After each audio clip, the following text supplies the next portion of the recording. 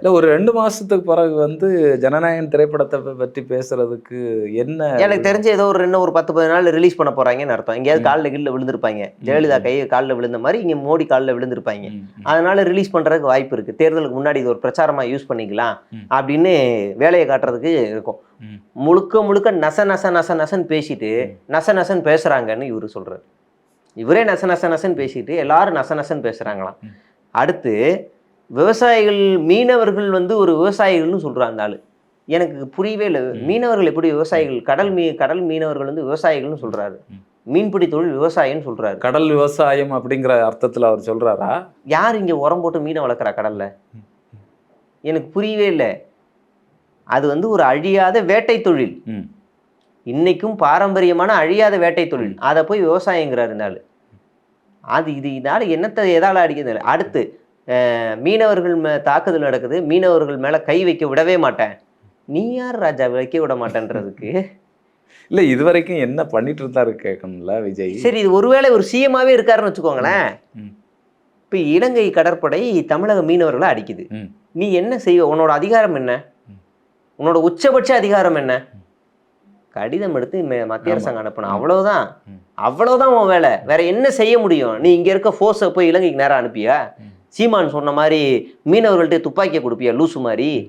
அவருடைய இல்ல நெய்தல் படை அமைப்பியா? ஆமா அவருடைய வீடியோ ஏதோ பார்த்துட்டு பேசுறாரு. அதான் தெரியல. நீ என்ன பண்ணுவ ராஜா? உன் வேலை இது. நீ ஒரு சாதாரண முனிசிபல், நீ ஒரு சாதாரண ஸ்டேட்டோட சிஎம். நீ ஒரு லெட்டர் தான் அனுப்ப முடியும். இது இன்னொரு நாட்டோட பிரச்சனை. அந்த நாட்டுக்கு இந்த நாட்டோட ஹெட் தான் பேச முடியும். 2 நாடுக்கும் போர் வந்துருச்சுன்னா அது சர்வதேச பிரச்சனை. ஐநா சபை தான் தலையிடும். இந்தியா இலங்கையை அடிச்சிருச்சுன்னா இந்தியா ஐநா சபைக்கு பதில் சொல்லணும். இந்த காமன் சென்ஸ் கூட இல்லை. இவர் அடிக்க தாக்குதல் நடத்த விட மாட்டாராம். உன் லெட்டருக்கு பயந்துருவாங்களா எல்லாரும்? ஏன்னா அவ்வளோ பெரிய ஆளா? ஸ்டாலின் அதுதானே செய்கிறாரு. அவருடைய உச்சபட்ச அதிகாரத்தை பயன்படுத்தி கடிதம் எழுதுறாரு. நீங்கள் வெறும் கடிதம் மட்டும் தான் எழுதுறீங்க. நீ வந்தாலும் அதுதான் ராஜா பண்ண முடியும். உன்னோட பவரே அவ்வளோதான். என்னமோ நீ சுறா படம் மாதிரி தண்ணிக்குள்ளே போய் அவங்கள போய் அடிச்சு நொறுக்கிற மாதிரி பேசிட்டு இருக்க. டிஃபென்ஸ் நம்ம கையில் இல்லை.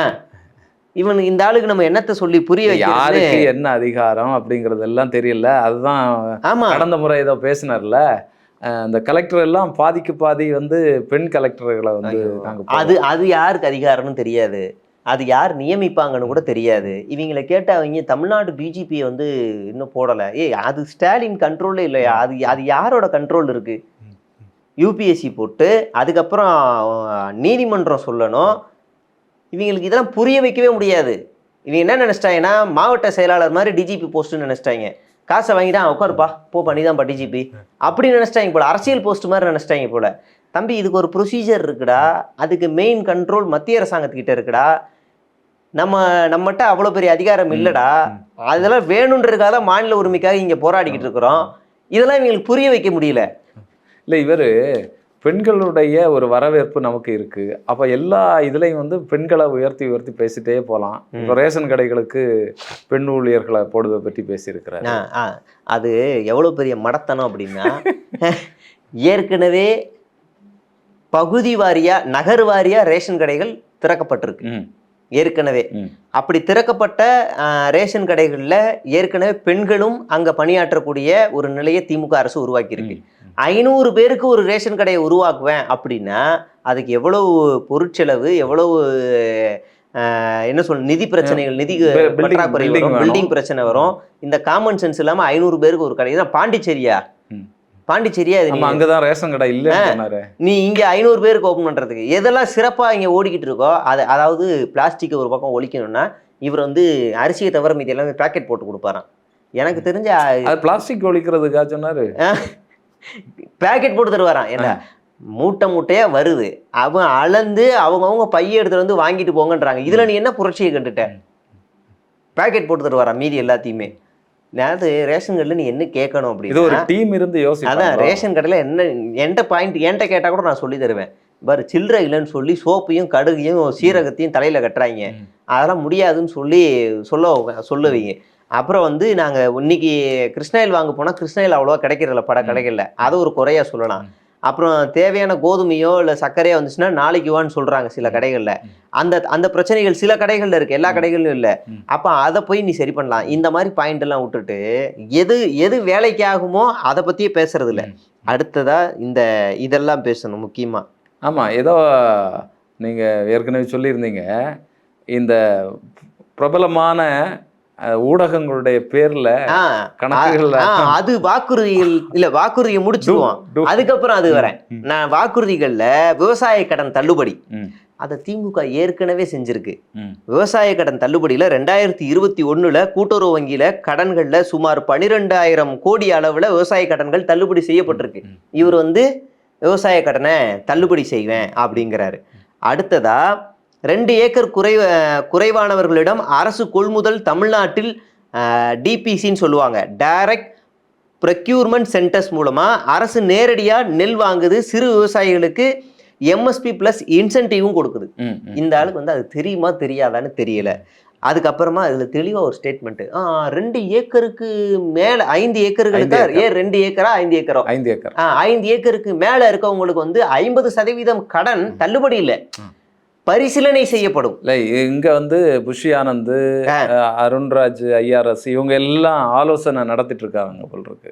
இந்த புஷி ஆனந்த் ஏதாவது சொல்லியிருப்பார் போல இருக்கு, அவர் மூளை கேட்டுனதெல்லாம் இதை போட்டே ஆகணும், இல்ல கட்சியை கொளுத்திடுவேன். அவர் தானே 4 தொகுதியில தலைவர் நிக்க போறாரு. அந்த ரேஷன் கடையை தெளிவா சொல்லணும் தோழர். ரேஷன்ல 500 குடும்பத்திற்கு ஒரு கடைன்னு சொல்றாருல. தமிழ்நாட்டுல பிடிஎஸ் அதாவது பப்ளிக் டிஸ்ட்ரிபியூஷன் சர்வீஸ் படி தமிழ்நாட்டிலேயே சிறந்தது. அருகாமையில கடை அமைப்பு ஆல்ரெடி பாப்புலேஷன் நாம் அடிப்படையில தான் இருக்கு. இது பர்டிகுலரா இம்ப்ளிமெண்ட் பண்ண ஃபெசிபிலிட்டி ஸ்டடி வேணும், சரிங்களா? அதுல தான் நான் முன்னாடி சொன்னது. நீங்க இது ஒரு பெரிய ஹியூஜ் காஸ்ட். இவன் சொல்ற மாதிரி இவர் சொல்ற மாதிரி 500 பேருக்கு ஒரு கடையெல்லாம் வச்சுக்கிட்டு இருந்தோம் அப்படின்னா அது ஒரு பெரிய காஸ்ட். அதே மாதிரி ரேஷன் கடையில பெண் ஆண் ஊழியர்களை இவர் தனித்தனியா வைப்பேன் அப்படின்றாருல. சோஷியல் ப்ரொக்ரெசிவ் ஐடியாஸ் தான், ஆனா ஸ்டாஃபிங் பிளஸ் சேலரி பேர்டன் அதிகமாகும் அந்த இடத்துல. அதே நேரத்தில் டிஎம்கே ஆல்ரெடி பெண்கள் எஸ்ஹெச்சி மூலம் ரேஷன் கடைகளில் இயங்குது, ஏற்கனவே இயங்குறாங்க. இப்போ இதெல்லாம் இவருக்கு சொல்லி தரணும். அடுத்ததா கல்வி கடன் தள்ளுபடி. மாநில அரசு முழுமையா கல்வி கடனை வேவ் பண்ண அதிகாரம் லிமிட்டட் தான். பல கடன்கள் நேஷனலைஸ்டு பேங்க்ஸ்ல இருக்கு. இது இவருக்கு தெரியுமா தெரியாதான்னு நமக்கு தெரியல. அடுத்து மத்திய அரசு திட்டங்களை கொண்டு வருவோம். மாநில அரசு ஆல்ரெடி சென்டர்ல ஸ்பான்சர் ஸ்கீம்ஸ் இம்ப்ளிமெண்ட் பண்ணுது. அதை பொலிட்டிக்கல் ஸ்டேட்மெண்ட் மாதிரி தான் இதை நம்ம பார்க்க வேண்டியிருக்கு.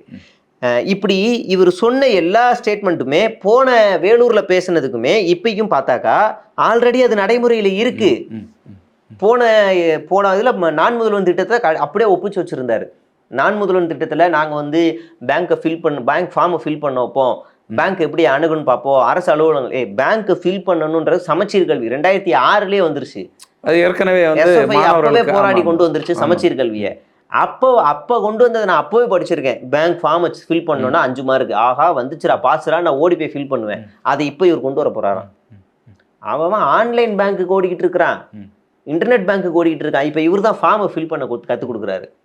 இந்த ஆளை தற்கூரி நம்மளை பின்னோக்கி கொண்டு போயிட்டு இருக்கு. இந்த தபால் நிலையங்கள்ல கூட்டு போவாங்க அப்படின்னு எல்லாம் ஒரு நடைமுறை இருக்கு. ஆமா, ஸ்கூல் படிக்கும் போது வாங்க உங்களை போஸ்ட் ஆஃபீஸ் கூட்டு போறோம், வாங்க உங்களை பேங்க் போறோம், இப்படிதான் பேங்க் இருக்கும், இதான் கேஷியர், இதான் இதுன்னு அப்பவே நடைமுறையில இருக்கு. இந்த ஆள் இப்பதான் அதை கொண்டு வர போறாராம். முன்ன பின்ன ஸ்கூலுக்கு போனா தானே, காலேஜ் முழுசா முடிச்சாதானே, அதெல்லாம் எதுவுமே தெரியாது.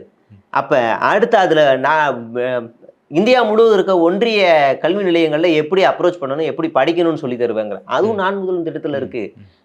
அவங்க வேர்ல்டு ஃபுல்லாவே இருக்க கல்வி நிலையங்கள்ல எப்படி அணுகணும், அதுக்கு உனக்கு என்ன உதவி தேவையும் செஞ்சுக்கிட்டு இருக்கிறாங்க. அது மூலியமா எவ்வளவு மாணவர்கள் பயனடைஞ்சிருக்காங்க. சிறப்பு பள்ளிகளை ஆரம்பிச்சிருக்காங்க, மாடர்ன் ஸ்கூல்னு ஆரம்பிச்சிருக்காங்க. எதுவுமே தெரியாம, என்ன திட்டம் நடைமுறையில் இருக்குன்னு கூட தெரியாம நான் பண்ணுவேன் அப்படின்ட்டு இவர் அறிவிச்சுட்டு பொத்தாம்பதுவா அறிவிச்சுட்டு போயிருக்கிறார் இன்னைக்கு. இப்போதான் நம்ம அடுத்த டாபிக் வருவோம். இல்லை, இதில் நீங்கள் அடுத்த டாபிக்னு சொன்னோன்னா நமக்கு ஒரு பெரிய கம்பெனிகள் இந்த துணி நம்ம எடுக்கும்போது தெரியும், அதில் சின்ன ஒரு எழுத்தை மட்டும் மாற்றி, இப்போ நைக்னா அதில் ஒரு சின்ன ஒரு எழுத்தை மட்டும் சேஞ்ச் பண்ணி அது ஒரு கம்பெனி மாதிரி காட்டுவாங்க. அந்த கம்பெனி மாதிரியே தோற்றம் அளிக்கக்கூடியதாக இருக்கும். ஆமா, அப்படி பூமா பாமா. ஆமா ஆமா பிரபலமாக இருக்கக்கூடிய இந்த மீடியாக்களுடைய பேர்ல வந்து அக்கௌண்ட் எல்லாம் ஆரம்பிச்சு ஏதோ பண்ணிட்டு இருக்கிறாங்க. முந்தானயத்து ஒரு நெரேட்டிவை செட் பண்ணாங்க தாவேகாரங்க. நம்மளுக்கு எதிரா வந்து மெயின் ஸ்ட்ரீம் ஊடகங்கள் வந்து ஒரு பெரிய தாக்கத்தை ஏற்படுத்த போகுது, நம்ம மீது ஒரு தாக்குதல் பண்ண போகுது, நம்மளை பத்தி தப்பா போர்ட்ரேட் பண்ண போறாங்க, யாரும் அந்த வலையில் விழுந்து விடாதீர்கள், நாம் வந்து ரொம்ப தெளிவா இருக்கணும் அப்படின்னு இவங்களே கிரியேட் பண்ணிட்டு மறுநாள் காலையில எல்லாத்தையும் இவங்களே பண்றானுங்க. சன் நியூஸுக்கு பதிலா சன்னி நியூஸு, கலைஞர் செய்திகள் கலைஞர் செய்திகள், நியூஸ் 7 பதிலா நியூஸ் 9, தந்திக்கு பதிலா வேற ஏதோ ஒரு பேரு, இப்படி எல்லா புதிய தலைமுறை எல்லாத்துலயும் ஒரு பிராண்டை கிரியேட் பண்ணி அதுல ஒரு ஃபேக் செய்தியை வெளியிடுறது. என்ன செய்தினா, நான் திமுகவுடன் இந்த முறை காங்கிரஸ் கூட்டணி அமைந்தால் நான் தற்கொலை செய்து கொள்வேன், செல்வ பெருந்தகை. அவரோட ட்வீட்லாம் போய் பார்த்தா அப்படி அவர் சொல்லவே இல்லை. உடனே அந்த செய்தி நிறுவனம் இந்த செய்தியை நாங்கள் வெளியிடவில்லைன்னு ஃபேக் வருது. ஃபேக்னு ஒரு சீல் போட்டு ஒரு கார்டை ரிலீஸ் பண்றாங்க. இப்படி இன்னைக்கு ஃபுல்லா மெயின் ஸ்ட்ரீம்ல 2-3 கார்டு வந்து அவங்க ரிலீஸ் பண்ணிட்டாங்க, இது நாங்க வெளியிடலன்னு. திருமாவளவன் வந்து ஒரு போட்டோ போட்டு, அவங்களுக்கு ப்ரூஃபோட அனுப்புறேன், திருமாவளவன் அவருடைய போட்டோ போட்டு இது வந்து நான் அதிருப்தியில இருக்காரு அப்படின்னு போடுறது. இப்படி பல செய்திகளை போட்டது எல்லாம் யாருன்னா தாவேகாவா அப்படின்னு எல்லாருக்கும் ஒரு கேள்வி வரும். தாவேகாவுடைய அஃபீஷியலான பர்சன்ஸே போட்டிருக்காங்க, அஃபீஷியல்ஸான பர்சன்ஸே போட்டிருக்காங்க. அதில் குறிப்பாக நான் சொன்னது இந்த கார்டை போட்டுக்கோங்க. நாளை முதல் சேட்டலைட் மீடியாஸ் எல்லோரும் ஒவ்வொரு டாஸ்க் கொடுக்கப்பட்டிருக்கிறது, நமது தொண்டர்கள் யாரும் அவர்கள் விரித்த வலையில் விழ வேண்டாம், அவர்கள் வெளியிடும் செய்திகளை வைத்து யாரும் எழுத வேண்டாம் அப்படின்னு ராம்குமார்னு ஒரு யூடியூபர் போடுறான். அவன் தாவேகாவோட அஃபீஷியல், அவன் ஒரு பொறுக்கி, ஏற்கனவே கேஸில் அசால்ட் கேஸில் மாட்டினவன். ஜேடி ட்ரோல்ஸ் வந்து இதுக்கு வந்து போடுறான், நீ டிவிகே பத்தி 5 நியூஸ் கார்டு இறக்கணும்னா நான் டிஎம்கே பத்தி 10 நியூஸ் கார்டு இறக்குவேன் அப்படின்னு ஆரம்பிச்சானுங்க.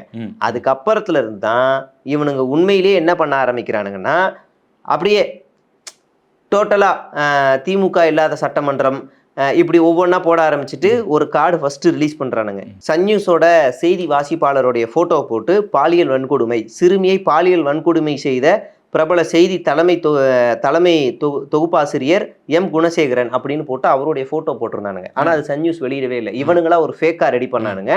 அது தாவேகாவோட அஃபீஷியல் தான். தமிழரசன்ற ஒரு ஐடி அப்படியே அடுத்த நாள் சன்னி நியூஸ் 2.0 மாறுது. கலைஞர் செய்திகள்னு இன்னொரு ஐடி ஒன்று உருவாக்குறான். அப்புறம் அவனே என்ன செய்யறான்னா இன்னொரு ஐடியில நியூஸ் 9ன்னு சொல்லி உருவாக்குது. இது எல்லாமே நீங்க டிஸ்பிளே பண்ணலாம், என்கிட்ட ப்ரூஃபோட இருக்கு.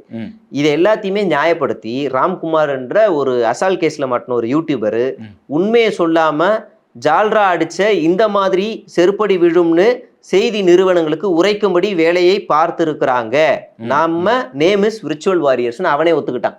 அப்ப இந்த வேலையெல்லாம் பார்த்தது இவங்க தான் அப்படின்னு.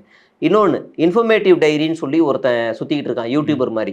அவன் ஒருத்தன் என்ன பண்ணுறான்னா, புதிதாக உருவான அனைத்து ஊடகங்களுக்கும் என்னுடைய வாழ்த்துக்கள் அப்படின்னா இந்த ஃபேக் எல்லாத்துக்கும் வாழ்த்துக்கள் போட்டு, பழைய ஊடகங்களுக்கு ஒரு செய்தி சொல்ல ஆசைப்படுகிறேன், நீங்கள் முதலில் திருந்துங்கள், நாங்கள் திருந்துகிறோம், டீசன்ட் பாலிடிக்ஸ்.